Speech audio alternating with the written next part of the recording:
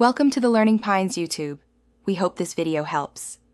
In this video, I will explain how to play PvP in Destiny 2. To begin your journey, open the director and navigate to the Crucible playlist. Here, you'll find different game modes to choose from, each offering unique challenges. Familiarize yourself with modes like Control, which focuses on capturing zones, or Clash, a classic team deathmatch. Understanding the objectives is key to contributing to your team's success and having fun.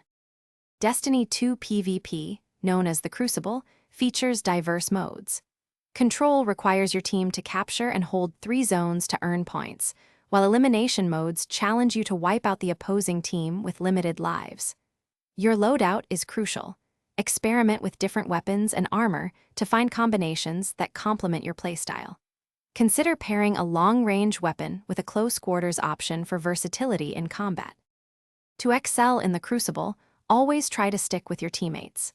Engaging enemies as a group significantly increases your chances of winning firefights. Deploy your super ability at opportune moments, like to turn the tide of a losing engagement or secure an objective. Learning the intricate layouts of each map, including common engagement lanes and power ammo spawns, will give you a significant tactical advantage.